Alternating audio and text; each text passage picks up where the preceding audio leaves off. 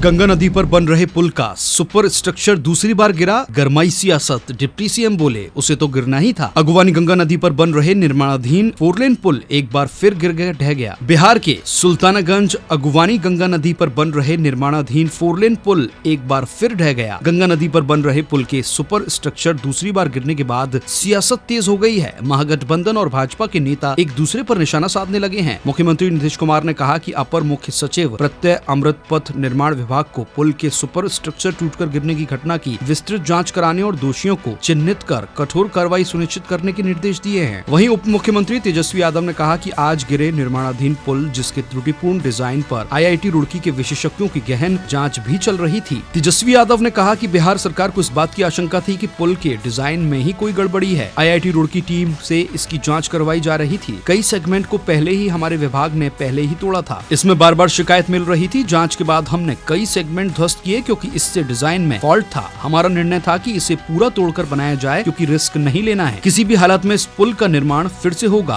तेजस्वी यादव ने स्पष्ट किया कि सरकार इस मामले में पुल निर्माण करने वाली कंपनी से ही पैसे वसूल करेगी। वहीं भाजपा ने महागठबंधन की सरकार पर जमकर हमला बोला है। केंद्रीय मंत्री अश्विनी चौबे ने तो सीएम नीतीश कुमार और डिप्टी सीएम तेजस्वी यादव से उनका इस्तीफा ही मांग लिया है। उन्होंने कहा कि पुल गिरने की नैतिक जिम्मेदारी लेते हुए चाचा भतीजा को इस्तीफा देना चाहिए। यह निर्माणाधीन पुल 2 बार गिर चुका है। नीतीश कुमार में अगर जरा सी भी नैतिकता बची है तो वो तुरंत इस्तीफा दे दें। अभी कुछ समय पहले एक बार और हुआ था तो उसी समय हमने कहा ऐसा क्यों हुआ, और जबकि हम इसको बनाने के लिए हमने बहुत पहले तय किया था। हमने 12 में ही देखा, अब 14 से काम शुरू हुआ। अब जिसको भी दिया गया है एजेंसी, अब इतना देर क्यों हो रहा है। और एक गिर गया था तो उस समय भी हमने कहा था, 1 साल पहले की बात है।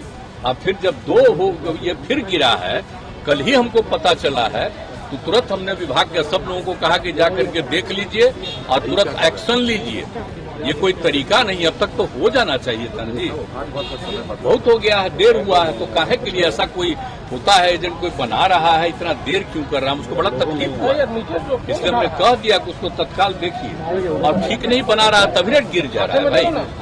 इसका मतलब उसको तो और मजबूती से बनना चाहिए था, बन करके और तैयार हो जाता। लोगों को कितनी खुशी थी, हम कितना पहले जा करके एक चीज को देख करके कराए हुए, लेकिन जो नहीं हुआ हमको बड़ी तकलीफ हुई। और अब डिपार्टमेंट अब इस बात को देख लेगा। हमारे उप मुख्यमंत्री को भी ये चीज की मालूम जानकारी है कि सब लोग उसको जल्दी से जल्दी, जो नहीं करेगा वो अपनी तरफ से जितना भी जल्दी हो सकता है उस काम को कराने का हम लोग भी। जो निर्माणाधीन जो पुल जो बन रहा था वो क्षतिग्रस्त हुई है, और ये पहली बार नहीं है। 30 अप्रैल 2022 को आंधी आने के कारण से जो सुपर स्ट्रक्चर का जो सेगमेंट था वो गिरा था, और आप सब लोगों को पता होगा उस समय हम विपक्ष के नेता रहे, ऑपोजिशन लीडर रहे, और हमने इस पे सवाल उठाए थे। जब पहली बार ये घटना हुई थी, जब हम नेता विरोधी दल थे, तो उस समय जो सेगमेंट जो टूटा था उसको लेकर के हम सब लोग आशंका में थे, शक में थे कि भाई इसकी पूरी तरीके से, चाहे स्पैन हो, स्ट्रक्चरल हो, सारे सेगमेंट्स की जो है हम लोग जांच करा लें, उसके बाद जो हम लोग कोई कदम उठाएं। धन्य हो बिहार सरकार, धन्य है आपका भ्रष्टाचार। अभी अभी सूचना मिली कि अगवानी सुल्तानगंज पुल ध्वस्त होकर गंगा में समा गया, जो अत्यंत ही दुर्भाग्यपूर्ण है। यह पुल आज भ्रष्टाचार को भेंट चढ़ गया। इसकी जांच पूरी तरह से अविलंब होनी चाहिए, और साथ ही बिहार सरकार को धृतराष्ट्र की तरह आंखें न मूंद रखें और पुल निर्माण निगम के सभी सेतु की सेफ्टी जांच कराएं। सेफ्टी ऑडिट की जांच अवश्य होनी चाहिए, जिससे जान माल की रक्षा हो सके। मुझे दुखी मन से कहना पड़ रहा है कि बिहार राज्य सेतु निगम द्वारा निर्माणाधीन यह जो पुल है उस पर भगवान भरोसे ही काम हो रहा है। दोषियों पर अविलंब सख्त से सख्त कड़ी कार्रवाई।